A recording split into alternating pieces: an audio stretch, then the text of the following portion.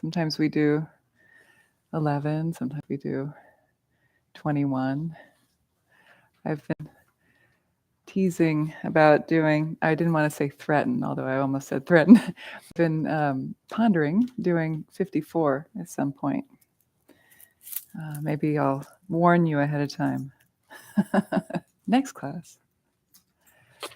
It's like it would be more of a practice. It would be like a meditation. It might take, I think it takes maybe 15 minutes. So it sounds like a lot, but it's not that long in the big scheme of things. Shall we do that next time? Okay, we're going to do it next time because I keep thinking about it.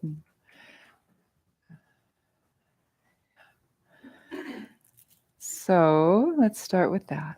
Let's take a few deep breaths and get settled in. Close your eyes. Releasing the kind of the flurry of the day with the out breath, like leaves falling to the ground. Feel any tension just releasing off your face and shoulders and back and chest, tips. And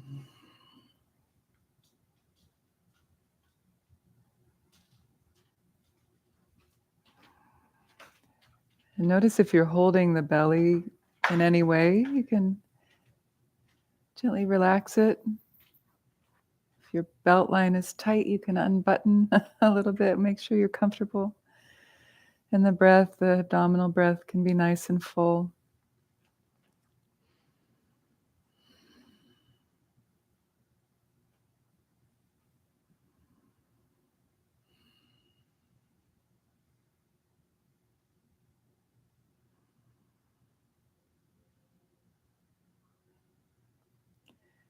And then we'll chant to Narayaṇi as Great Mother, particularly in the theme or embodiment of she who saves beings from foundering in the ocean of samsara. So as we chant, we can open to that grace or that calling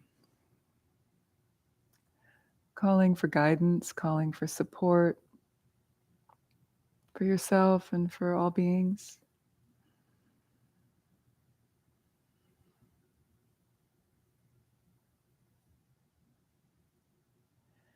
And I'll say a line and you can repeat after me, and like that, we'll do that through the whole 4 lines once, and then we'll sing it together for 3 times. Śaraṇāgata dīnārtha, Śaraṇāgata dīnārtha, paritrāṇa parāyaṇe, paritrāṇa parāyaṇe, Sarvasyārti hare Devi, Sarvasyārti hare Devi, Nārāyaṇi namostute, Nārāyaṇi namostute. Now together.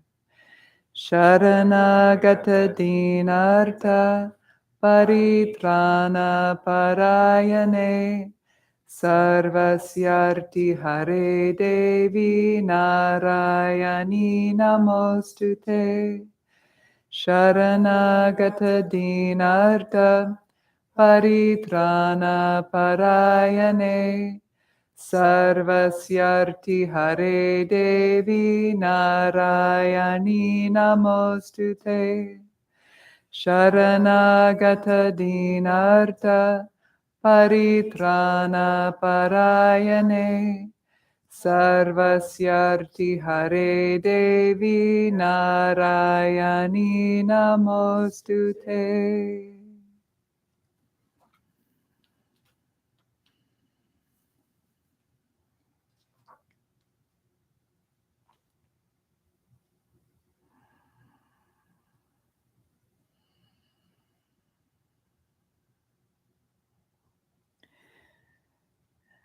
And now open your eyes. Thank you.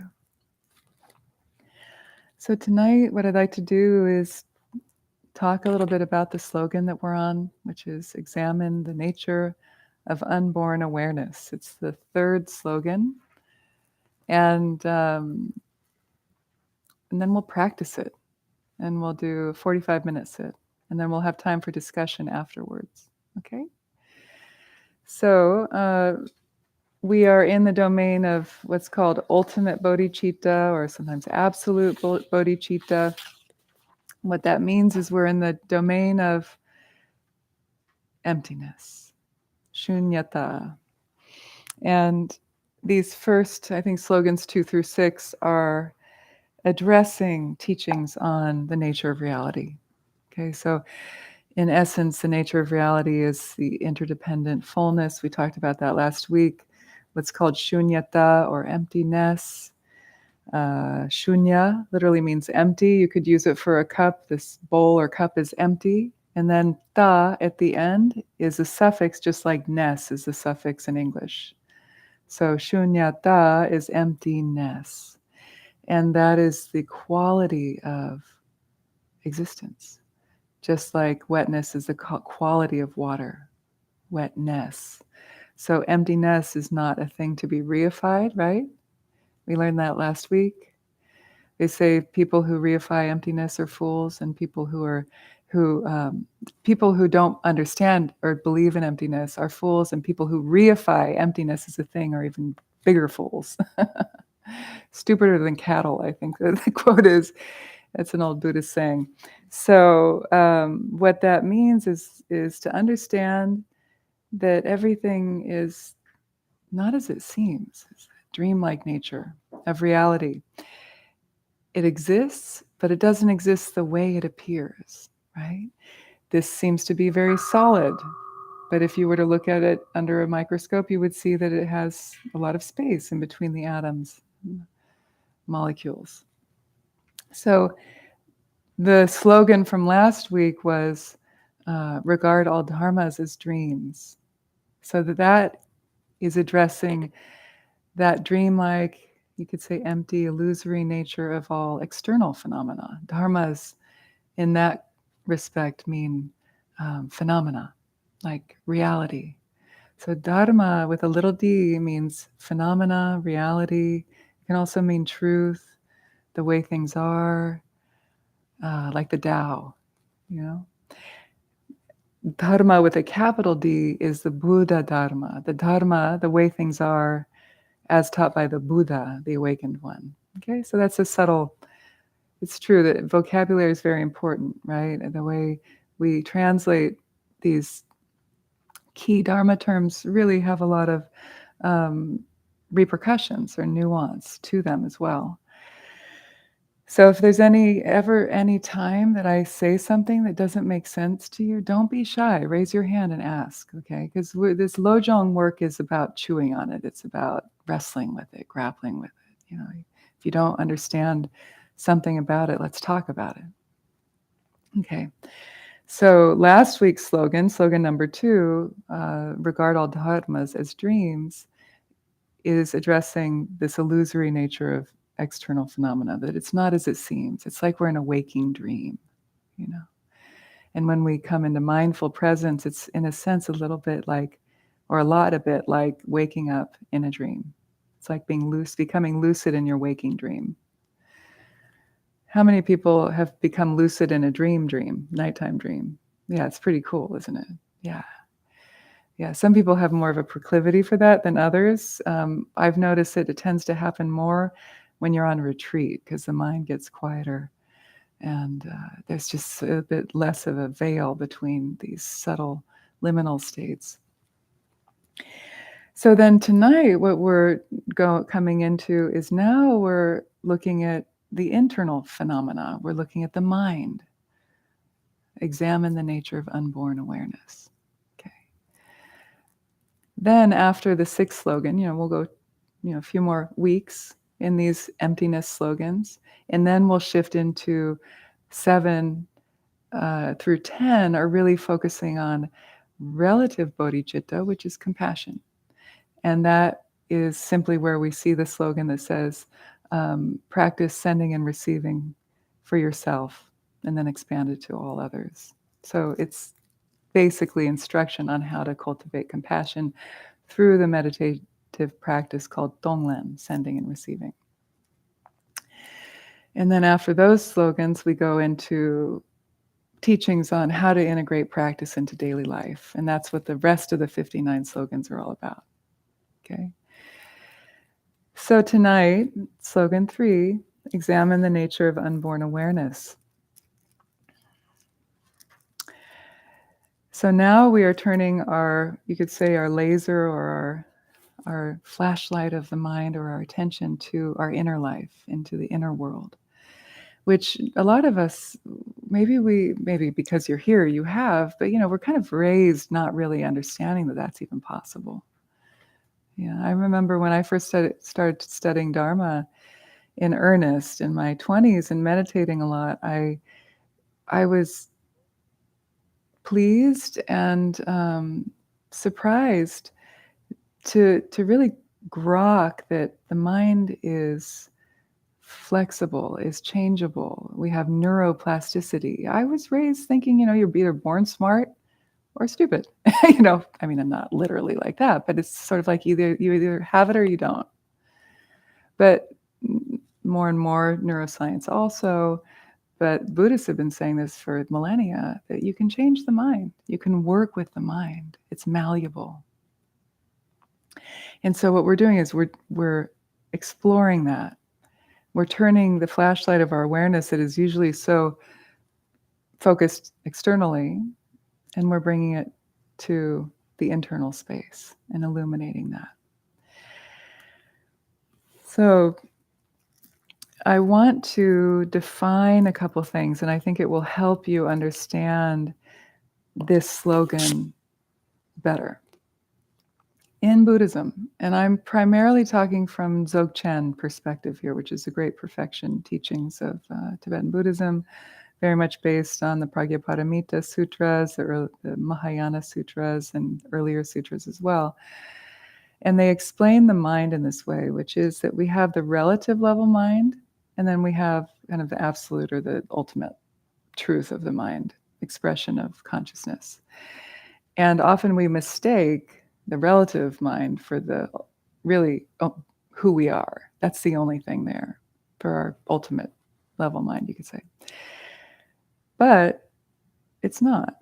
The relative level mind in Sanskrit is chitta, C-I-T-T-A, chitta. It's like an unaspirated CH, chitta. Can you say? Chitta, chitta, chitta, chitta, like in bodhicitta, awakened mind, okay? And that in Tibetan is sem, S-E-M, there's a silent S at the end, right? Sem.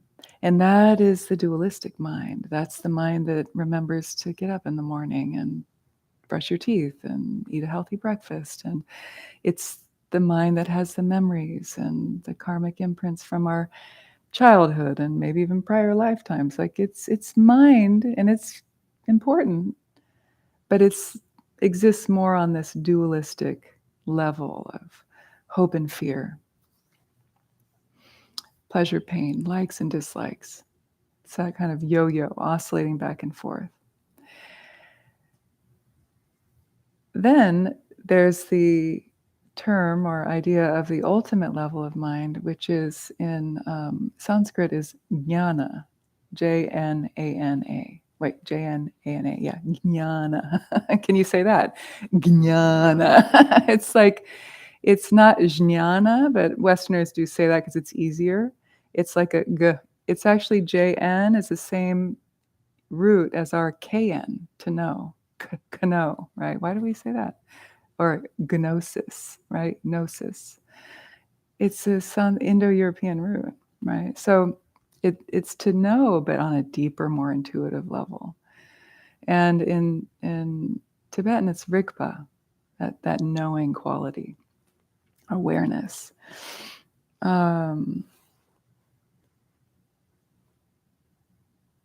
Yeah. And so understanding these terms are really important, because jnana or rigpa is, the analogy of that is like the sun. It's that ultimate light. It's like consciousness with a capital C, or awareness with a capital A, often translated also as pristine awareness. And then Sem emanates from that consciousness like the rays emanate from the sunlight, from the sun. So sunlight is Sem, or Chitta. It's the expression of the sun.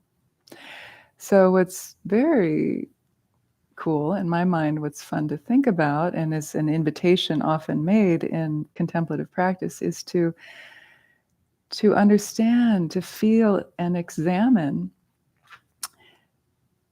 mind, Sem, and big mind, or Rigpa, awareness, and to see that they're not the same, but they're not different. Just like the sun and its rays, they're not the same, but they're not wholly different either. Right? You don't have one without the other. The rays are an expression of the sun. Just like dualistic mind emanates out or is an expression of source consciousness, or the ultimate consciousness. And so in this slogan that says, examine the nature of unborn awareness, what do you think? I mean, I've kind of fed it to you, but what do you think they're talking about? The regular mind? Should we examine regular mind, or should we examine Rigpa, or consciousness, or awareness? Rigpa, yeah. So it's important to understand that.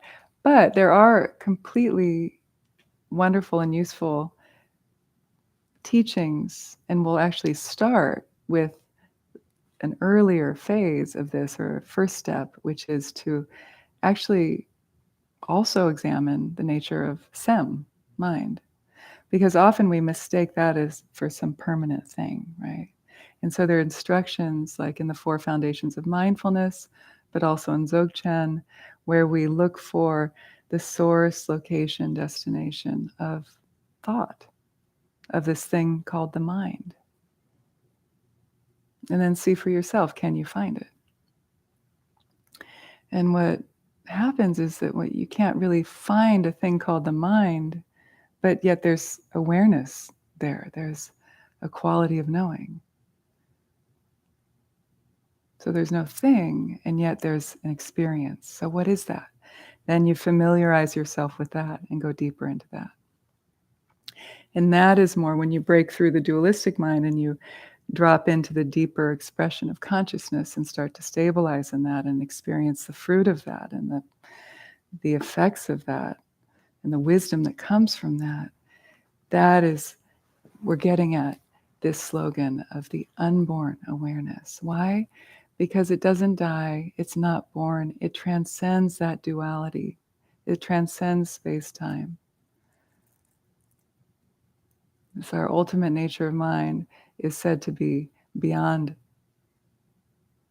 past, present, future, like pragya paramita, right? The perfection of wisdom is when you experience that quality of wisdom, that depth of wisdom, it's beyond the superficial mind, it's beyond space and time, it's neither born nor dies.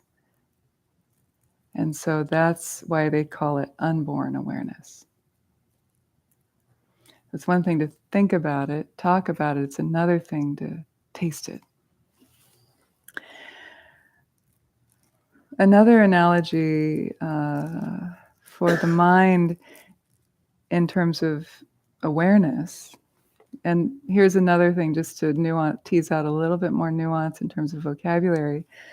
In Buddhism, they'll also use a term for ultimate mind, not that is very similar to just regular mind, which is chitta tva. Tva is also another way of saying like ness. It's like the truth of. Chitta tva itself is actually what it means. So chitta tva means mind itself. And that is not the dualistic mind. That is synonymous with Rigpa, Buddha nature. Okay. Tibetan is semni. Maybe some of you know that term, semnyi, NYID. It's the word tva. So it's good for you to understand there's these different ways we can talk about it. It's not to be confused. And another nice natural metaphor for this nature of mind, or mind itself, is like space. That appearances may come and go within that space, but the space itself is unchanged by those appearances. Just like day and night appear, but they don't change space itself. So examining the nature of unborn awareness brings us to that experience of the space-like nature of mind that is unchanged by the appearances that arise and pass within it. So it's not that we dissociate or numb out or become kind of a cold human being. It's actually that we can embrace all of that, hold it with a sense of warmth and care, because we understand that we're not separate from all the other appearances in that space. We're one big, I wouldn't say happy family, but we're one big family. It'd be nice if we were happy. Another term for that pristine awareness, this Buddha nature, is yeshe. And I've taught that before in this class. I love this term. I'm a translator, so I like words, so I'm a little nerdy with the words and language. But I think it's helpful because it gives you a rooting in the understanding. And then you're not just totally reliant on joker translators that you might not really know what they're doing. I just learned that guy, Daniel Ladinsky, I think is his name. Such beautiful books by supposedly translated directly from Hafez poetry, Iranian poetry, but that he was he was more interpreting. Yeah, it's not, and close to Hafez poem. It's horrible. Yeah, I just found that out last year. It's like for 20 years I've loved those poems. It was like, oh my God, question reality. What? It was him, yeah. It was beautiful, but it wasn't Hafez. Yeah. Isn't it the same with that guy who did Rumi too? Is it? Yeah, but Rumi is a little better. Hafez is really terrible. Oh, Hafez himself. No. Oh, the translation. I was like, oh, really? Was he like a misogynist or something that we thought he was so great? And no, he was great. Yes. Yeah, I get you. Yeah. All right. So, yeah. So Yeshe. Yeshe is a cool term. It's a common name in Tibetan. How many people, do you know Tibetans? Does anybody know a Yeshe? Huh? Lama Yeshe. Yeah, one of the great Gelugpa lamas. Yeah. Yeshe is short for Yene Shepa. Can you say that? Yene Shepa. It's kind of fun. It rolls off the tongue a little bit. Yene Shepa. Yene Shepa, or condensed as Yeshe. Ye means primordial. Ne means from. It's an ablative marker. She is to know or to be aware. Pa is a noun modifier, marker. So it's to know from the very beginning, or consciousness from the very beginning, awareness from the very beginning. So it's translated as primordial wisdom or primordial knowing. Yene Shepa. So that is your natural state. Didn't you know that from the very beginning? You've known it all along. It's just society, parents, family told us otherwise, and we bought it. All right, so that is examine the nature of unborn awareness. So we should do so through reading, writing, study, listening, contemplating, and then meditating. They say that learning the Dharma happens on these three levels of first hearing, then contemplating what you've heard, then meditating upon it. And that's how you integrate it and grok it for yourself, make it your own. Tu sam gom sum. Listen, contemplate, meditate, the three. It's a nice structure, and it can go for any endeavor of learning, not just Buddhism. So reading or hearing also includes reading. Yeah. But so you're here, you're listening, you're learning, and you're thinking, you're chewing on it. And then now in a moment, we're going to meditate on it. And so you can examine the nature of your unborn awareness in those three capacities, those three levels. Yeah. So now I want to set us up for our particular practice that will be drawn from Padmasambhava's teachings on examining the nature of mind. And this is from a book called Natural Liberation. It's a wonderful book on Dzogchen. It's on the six bardos, actually, by Padmasambhava, the great tantric adept who brought tantric Buddhism to Tibet in the 8th century CE. And he explains the mind in this way. And then we'll practice. He says, our so-called mind, which is continually aware, busy, and recalling all kinds of things, acts as the basis of the whole of samsara and nirvana. So it is given the name ground. The root of all joy and sorrow is your own mind. So it is important, first of all, to establish this. The mind of a novice is like a wild horse. To illustrate this, to catch a wild horse, if you chase after it aggressively, it will be frightened and will not be caught. So by enticing it in various ways, and the ink died out there. So by enticing it in various ways, unforcefully, we could say, then it can be put to work. Likewise, if this wild mind is controlled aggressively, more and more thoughts will flow out, and obstacles will arise that produce numerous problems, such as an imbalance of the heart vital energy. By gently settling the mind in its natural state, using various techniques, genuine quiescence, shamatha, will arise in your mind stream. So these go back to classic teachings of the Buddha, that first and foremost is the mind. If we have positive thoughts, and positive states follow. If we have negative thoughts, and negative states follow. The Buddha said something, I'll paraphrase him, but the metaphors are beautiful. He said, virtuous thoughts bring virtuous states, just like a bird in its shadow. Unvirtuous thoughts bring unvirtuous states, just like a horse and a chariot. So they follow each other. So in that way, the mind is the basis of whether we experience the world as suffering or not suffering, you could say. Samsara or nirvana, liberation. So those are not two separate places we go to. They're different states of mind. If we've forgotten our yeshe, our primordial wisdom, then we've taken the path to samsara. We suffer, we're in duality, subject-object, and all the emotional obscurations, mental obscurations that come from that original forgetting. If we remember our yeshe, our primordial wisdom, then we've taken the path of nirvana.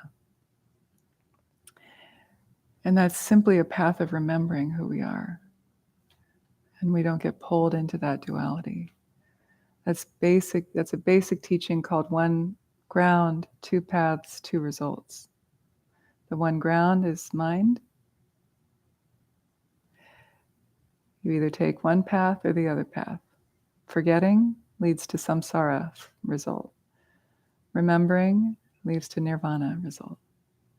So please, keep that in mind. It's not two different locations like a heaven and a hell. It's a state of mind.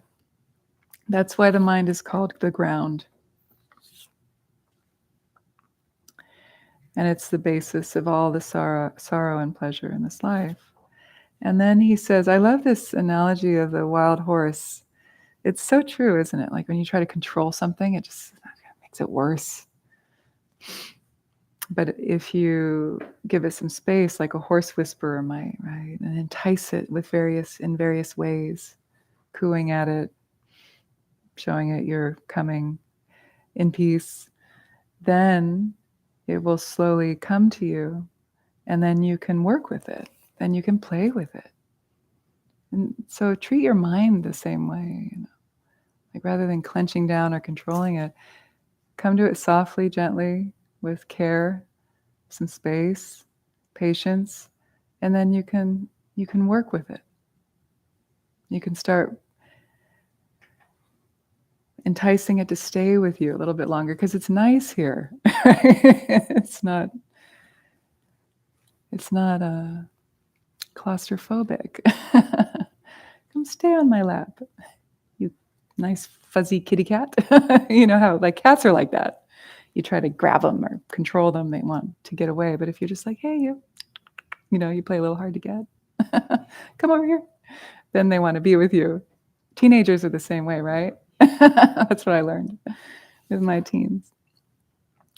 And then, and so this idea of like when we can try to control the mind forcefully, aggressively, it's sort of like more and more thoughts flow out and obstacles will arise that can create problems, like real problems, not just imaginary ones or trivial ones. And he mentions one here that's very important, which is an imbalance in the heart vital energy. This really can come up more with long-term retreat. Sometimes the prana can get a bit out of balance. But if you start feeling a heat or a pressure, like claustrophobia, kind of, or anxiety in the heart space, the teaching says, just take a break. Get up, go take a walk, lie down, take a nap, go garden, talk with a friend, have a meal. Just, let off some steam and then come back later. I think this might be tied to also anxiety. You know how when we have a flood of anxiety or adrenaline, it can feel like it can happen in the heart or in the belly, And you got to go walk it off, jog it off, because it's adrenaline pumping through your veins. Just sitting through it, trying to control it is just going to be more challenging, maybe more anxiety creating. So be aware of that in your own practice, these types of signs. Listen to your body. But, don't buy it all the time. If it's like, yeah, I've got to get up and go make another coffee, Like, I'm going to check my text again. No, don't buy that. It's more about particular health issues. Okay, so by doing this, by resting the mind in a gentle way, gently settling the mind in its natural state, using various techniques, shamatha will arise in your mind stream. So we're going to take that into our practice. But before we practice, I'm going to invite you to stand up, and we're going to do some joint rolls, move the body, and then we'll meditate.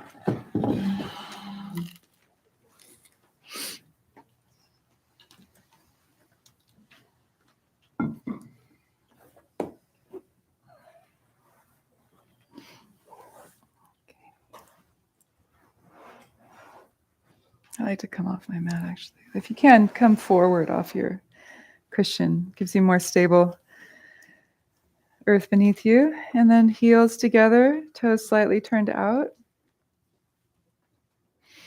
Right hand on the navel, left hand on top. And feel the weight even on both soles of the feet. Allow the eyes to close or gently rest at a gaze towards the floor, past the nose. Reach up through the crown of the head, the shoulders drop down the back. Relax the shoulders from the inner elbows. The inner elbows drop down.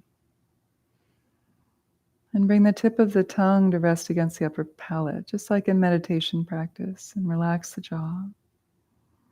Relax the face.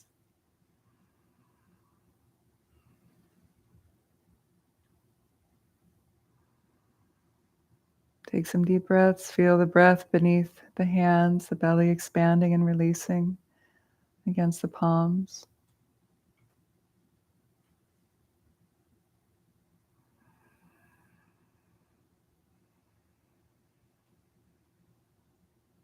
And then release the hands. Heels widen, feet parallel. I'll show you from the side if you're new. Right foot steps back a little bit. Weight on the top of the toes and root into that standing leg here. Navel draws back towards the spine. Hands are just down by your sides. We're going to rotate the foot out.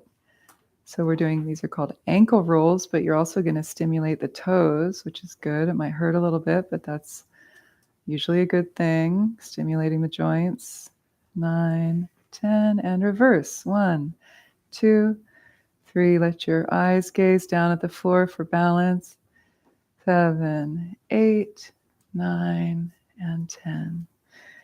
Then plant the right foot, left foot behind a bit, and out, rotating to the left. 3, 4. Let the spiraling travel all the way up, the body up and out through the crown of the head.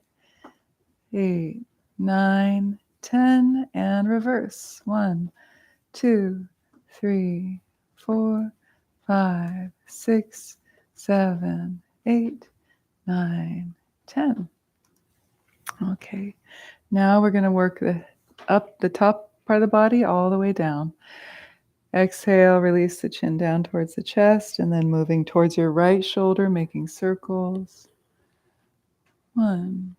If your neck is sensitive or if you get dizzy when you do these types of movements, you can also just do lateral, side to side, like this movement, and then back and forward movements. Otherwise, keep going. We'll do 5 each direction. Relaxing the shoulders, feeling the breath in the belly, even breathing down into the feet, feeling the earth support you. Last one. And reverse. 1,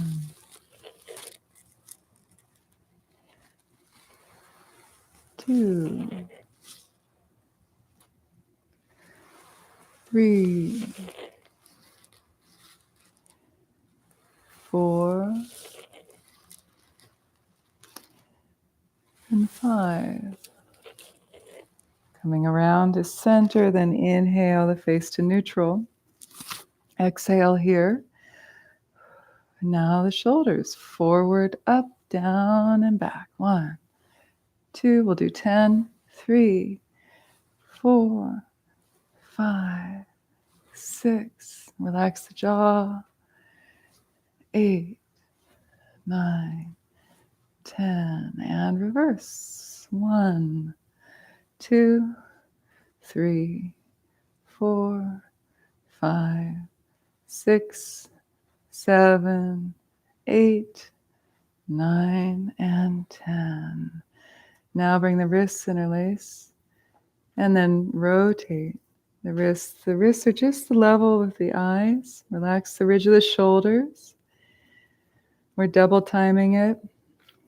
7, 8, 9, 10. Reverse. 1, 2, 3, 4, 5, 6, 7, 8, 9, and 10. Now helicopter arms to your right. 1, 2, 3, 4, 5, 6, 7, 8, 9, 10. Make sure the head goes. 2, 3, 4, 5, 6, 7, 8, 9, and 10. Now hips right away start to move to your right. The knees stay straight here. Let the arms dangle, the face, the chest, everything's super soft. 4, 5, 6, 7, 8, 9, and 10, and reverse. 1, 2, really bring your mindfulness into your movement as well, your presence. If the mind is wandering, bring it back to the movement. Notice details that you haven't noticed before. This is in a way like your preliminary meditation practice, getting you ready to sit still. And coming around to center, feet together. Bend from the back of the knees forward, hands above the knees on the thighs. Circle with the knees. 1, 2, 3, 4, 5, 6, 7, 8, 9, 10. Reverse. 1. Lengthen the back of the neck, look down towards the floor, relax the shoulders. 5, 6, 7, 8, 9, and 10. Come up to center, hip width distance apart with the feet. Inhale. And Sarpa, the wave. 1, bending and then waving up. 2, 3, 4, 5, 6, 7, 8, 9, and 10. Inhale. Raise the arms overhead. Hold the breath in, chin down. Lower the hands and exhale as the hands pass in front of the face. Root the energy down into the earth. 2 more like this. Inhale, if you like, you can look up. Inhaling into your feet. Then hold the breath in as you move the hands down. Then exhale as they pass in front of the face. Last time, inhale.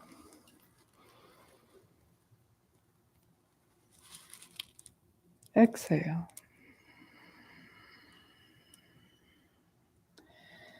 Good. Now step the feet together, hands in prayer. We're going to fold forward. If you need to, you can bend the knees. Exhale as you fold forward, Uttanasana, or you can keep the legs straight. Bow the head, take 5 breaths here, letting the head traction, releasing the neck. Notice if your neck is bent, lengthen it. Good. That's it. Even imagine that you could bring your forehead to the shins. Breathing into the feet, relaxing. Tension through the spine and the hamstrings. And then last breath. And then from here, you can just exhale and bring the hips down and find your meditation seat.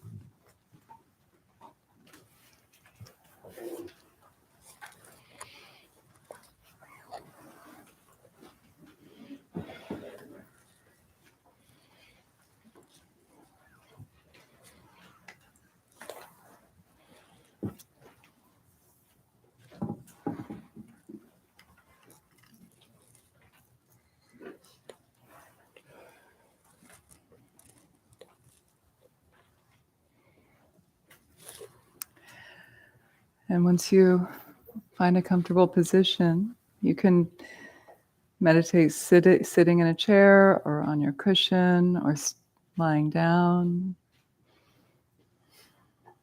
as you wish. Then allow your eyes to close.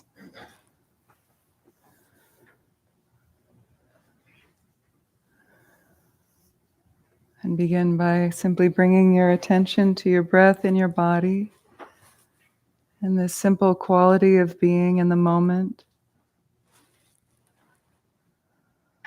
Feel the breath enter and exit the body wherever it feels most tangible, whether it's the nostrils or the belly or anywhere else that feels palpable for you.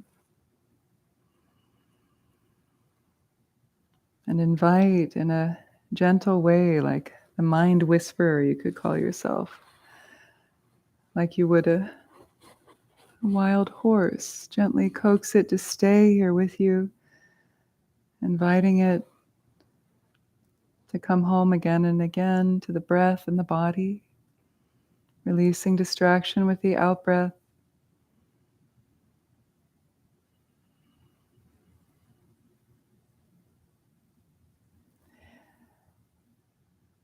And we'll count 1 to 21 breaths like this, breath awareness with the eyes closed, as a way to settle the mind in the body with the breath.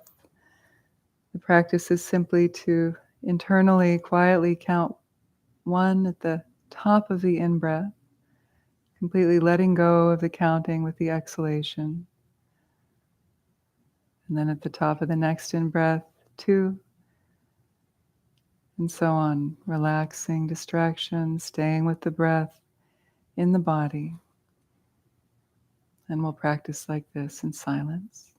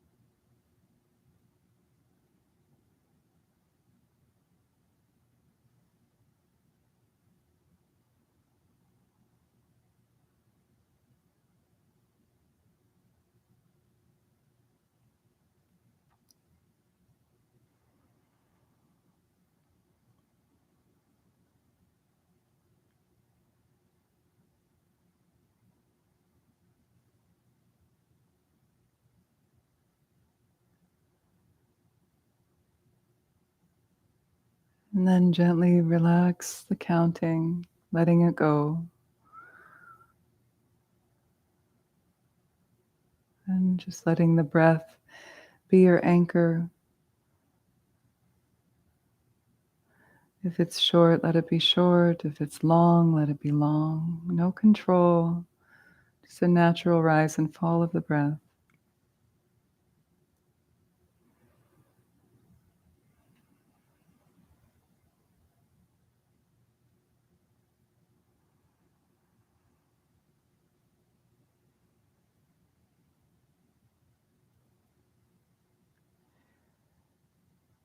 Now I'll offer you instructions on meditation from Padmasambhava, Natural Liberation.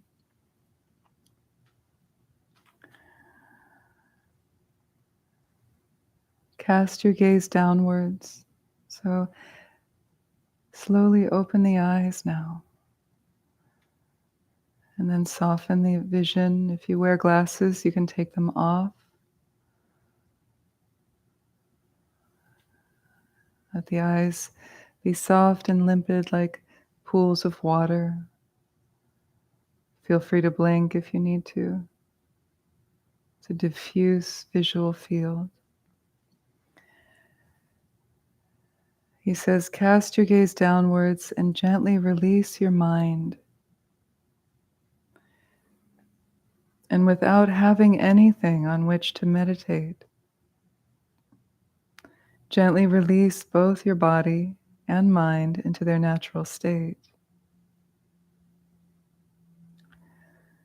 Having nothing on which to meditate, and without any modification, place your attention simply, without wavering, in its own natural state, its natural limpidity, its own character, just as it is.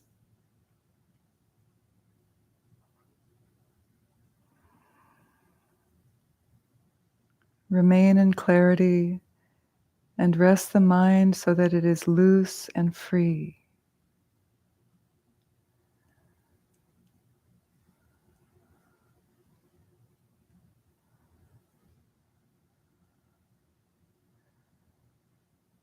And then alternate between observing who is concentrating inwardly and who is releasing.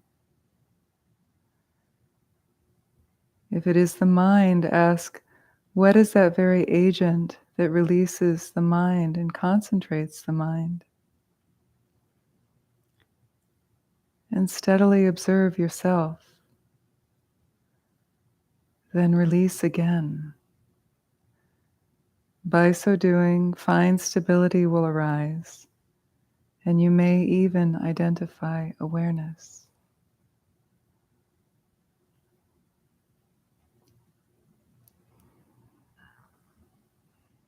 So we're no longer focusing on the breath overtly, but let it fade into the background. And now we've shifted into this practice of settling the mind in its natural state.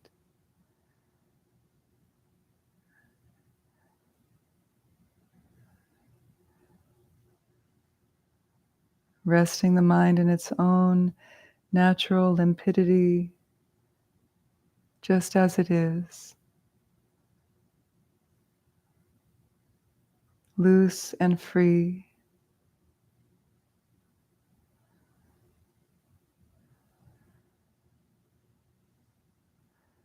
And then from time to time, alternate between observing who is concentrating and who is releasing.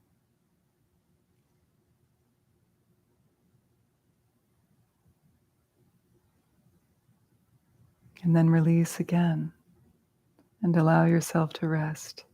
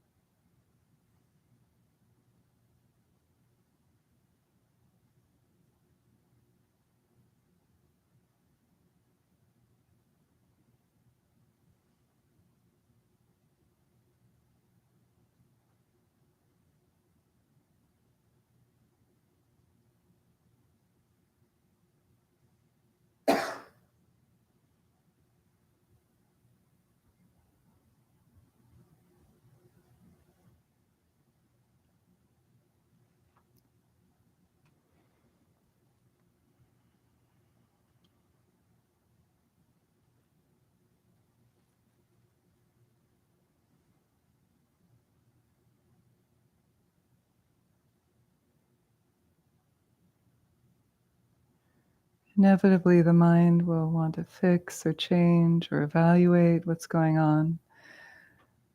And notice perhaps the tendency to always have the mental project of bettering or changing what is. If there's fatigue or pain, it can be helpful to simply bring awareness to that sensation. And also look, is there a thing called the pain? Or is it a vibratory concentration of sensation that's ever changing? Likewise with fatigue, sadness, anger, whatever.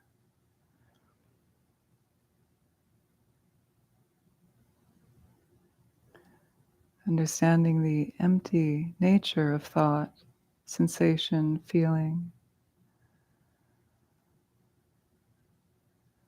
And it can be very helpful, particularly when we're working with pain or challenging sensations, to understand that while there may be pain or fatigue and so on, the awareness of that pain is not in pain. The awareness of that fatigue is not tired. The awareness of that anger is not angry.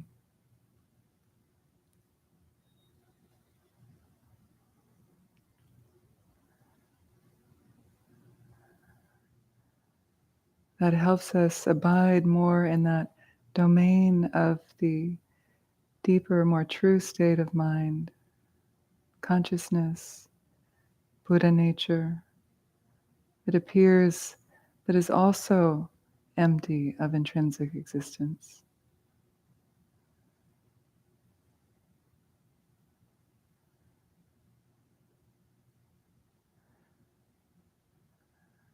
So from time to time, ask yourself, who is concentrating? Who is releasing? And if it is the mind, ask, what is that agent that releases? What is that agent that concentrates?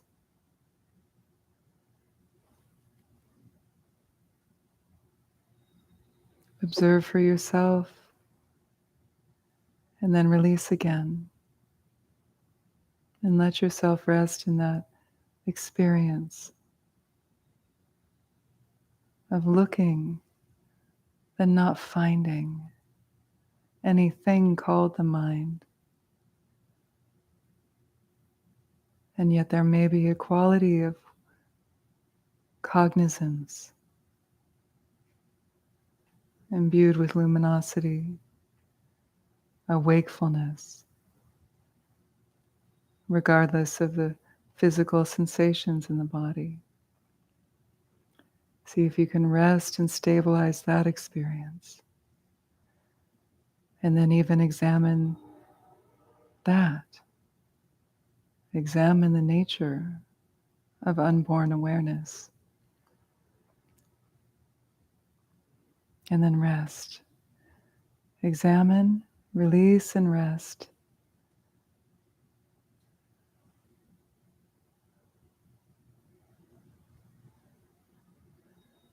And observe for yourself. And by so doing, you might even identify Rigpa, awareness.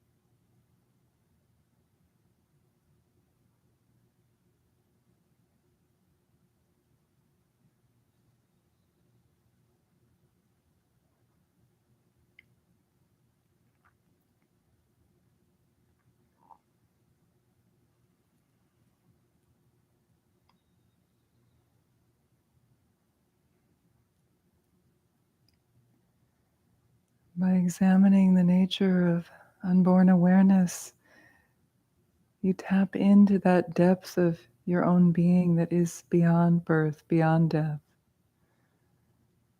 It's like dropping deep, deep, deep beneath the surface of the ocean into the depths of your own being that are very still, primordial,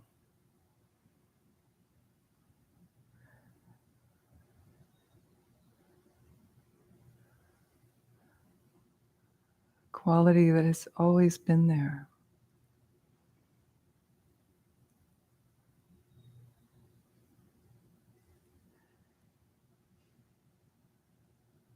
And you may taste or experience that its essence is empty of solidity, of reification, self and other, and that its nature is luminous, a quality of clarity, of wakefulness.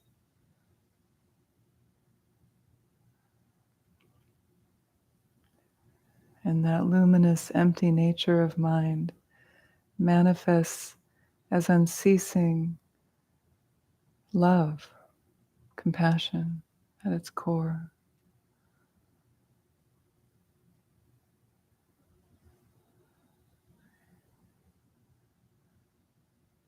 It's your own primordial awareness, its emptiness, its essence is empty, its nature is luminous, and its manifestation is compassion and love.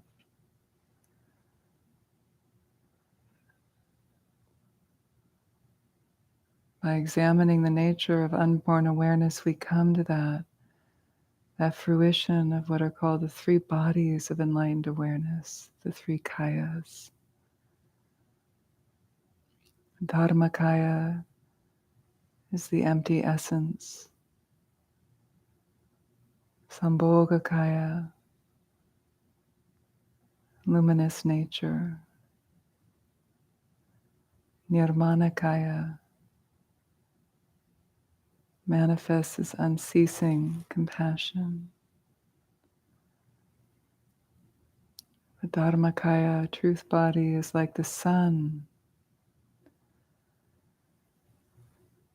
Sambhogakaya, complete enjoyment body, is like its rays, the sun rays. The Nirmanakaya, the manifestation body, is the warmth of those rays, unceasing compassion. Can you grok that for yourself? Really steepen it. Release distraction with the out-breath and come back. And rest in that quality. Primordial depth.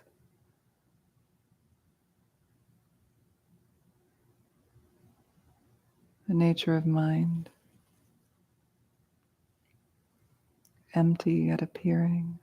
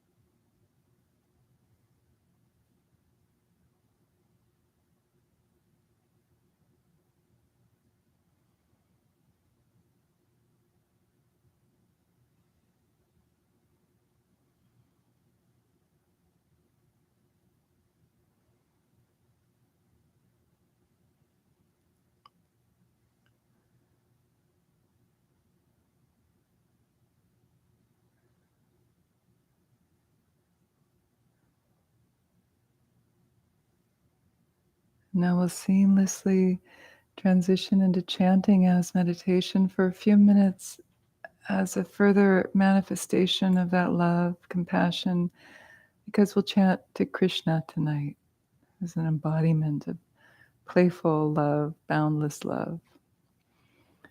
And we've done this one before. Feel free to join in whenever you feel inspired. Krishna Govinda Govinda Gopala Nandala. Krishna Govinda Govinda Gopala Nandala. Krishna Govinda Govinda Gopala Nandala. Krishna Govinda Govinda Gopala Nandala. Krishna Govinda Govinda Gopala Nandala. Krishna Govinda Govinda Gopala Nandala. Krishna Govinda Govinda Gopala Nandala. Krishna Govinda Govinda Gopala Nandala. Gopala Nandala. Gopala Nandala. Gopala Nandala. Gopala Nandala. Gopala Nandala. Gopala Nandala. Gopala Nandala. Gopala Nandala. Krishna Govinda Govinda Gopala Nandala. Krishna Govinda Govinda Gopala Nandala. Krishna Govinda Govinda Gopala Nandala. Krishna Govinda Govinda Gopala Nandala. Gopala Nandala. Gopala Nandala. Gopala Nandala. Gopala Nandala. Gopala Nandala. Gopala Nandala. Gopala Nandala. Gopala Nandala. Krishna Govinda Govinda Gopala Nandala. Krishna Govinda Govinda Gopala Nandala. Krishna Govinda Govinda Gopala Nandala. Krishna Govinda Govinda Gopala Nandala.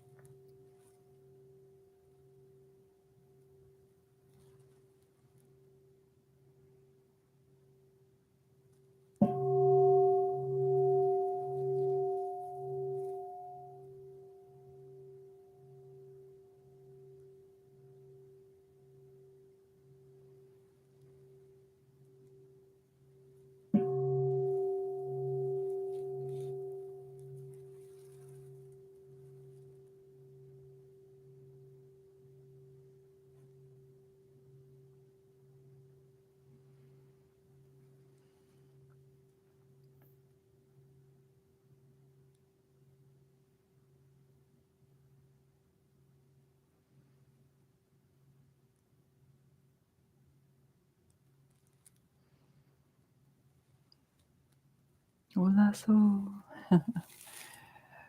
In Tibetan, that means, oh, so, okay, so now. Hola so.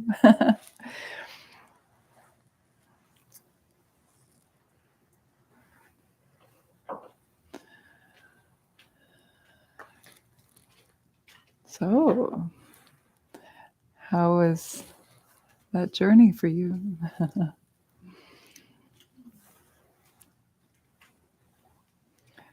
Please share from your experience any insights, questions, ponderings. Remember, we're listening, contemplating, and meditating. So when you're a student of meditation, it's really good to be able to, it's not always easy, but it's nice to stretch into like, how do I put my experience into words and actually ask a question if I have an area of uncertainty?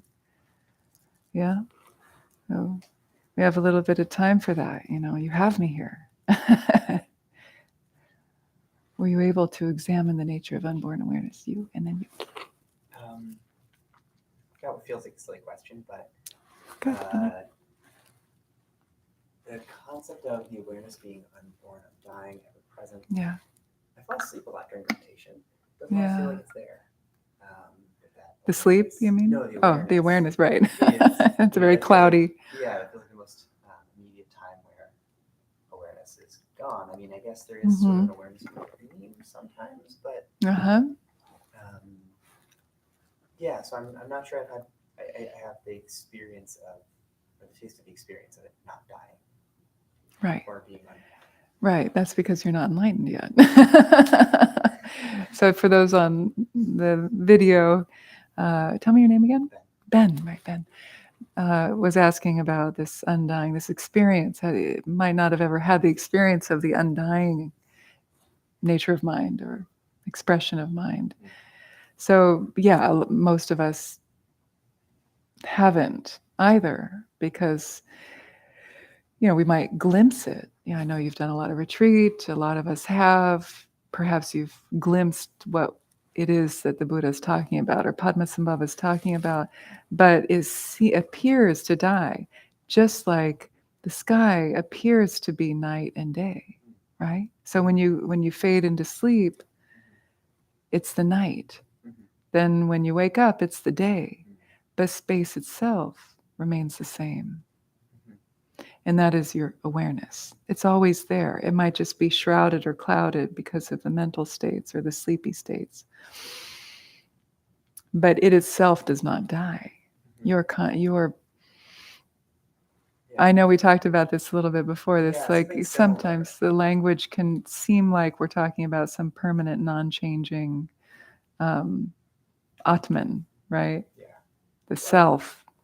I guess my question in this case is a little bit more about what is experienceable versus sort of from text, right? Yeah, sure. Is the experience of the unborn something that is experienced or can be experienced or understood through the meditation, or is the unborn, undying nature of it sort of only textual? No, it's meant to be experienced. It comes from that. Ideally, the texts come from experience, right? So if not, then what the fuck are we doing? You know what I mean? Like, right? Yeah. So, but there are plenty of texts that are bullshit too. I mean, I'm just gonna have gutter language here because it's just right now. But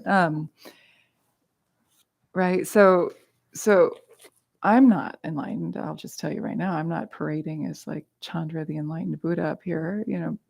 I love Dharma and I like to share it. And I've had some experiences, right?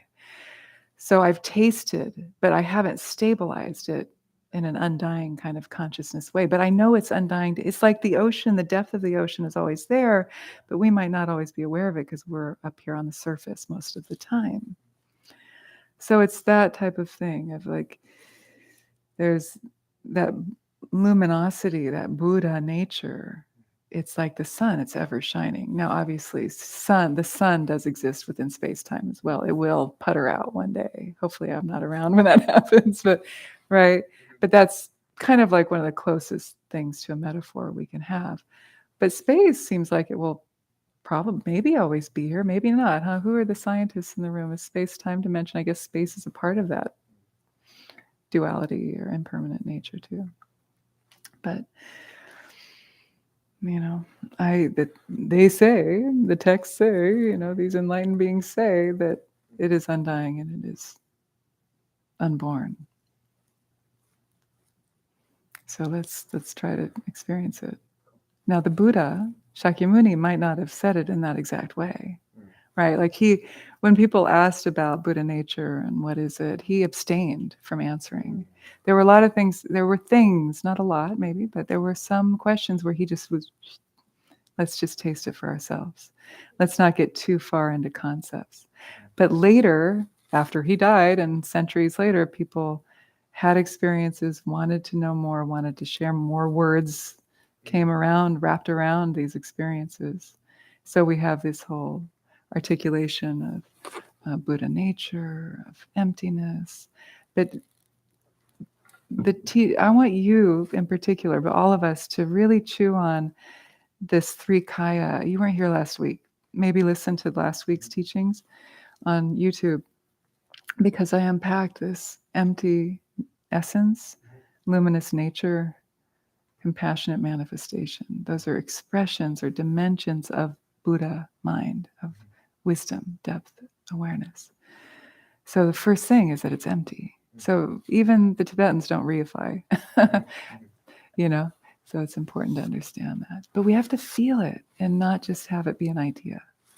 And Eli. I forget what I was going to say, but no, I didn't have a question. I just really found that the description of the three kayas as related to the sun and the sunbeams and the warmth really evocative and really helpful. Good. Yeah. I know you've been around those teachings before. I don't know if other people have, but it took me a while to get to that. So that's a gift. I don't know if I mean, maybe I've heard it before and now I'm making it up like kids do. Like, I made up that song. But I think I kind of made that up.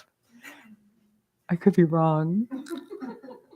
I don't actually, honestly, I don't think I made up anything. There's nothing under the sun that I made up. But when I was writing the book, it's like, oh, there's a section where I've got to talk about the three kayas. And how can it be? Because this book is meant to be also introductory, right? And that's pretty advanced teaching. And I thought, empty essence, luminous nature like the rays, and it's warm. They're warm and fuzzy. They're manifesting as unceasing compassion, like the sun rays are warm when we feel them on our skin. It's like a hug. So I'm glad you got that and you like that. Yeah, that's probably I didn't make that up, but it feels good. And they're kind of esoteric teachings. The three kaya teachings, I don't know if you've ever read about them, but I didn't get them.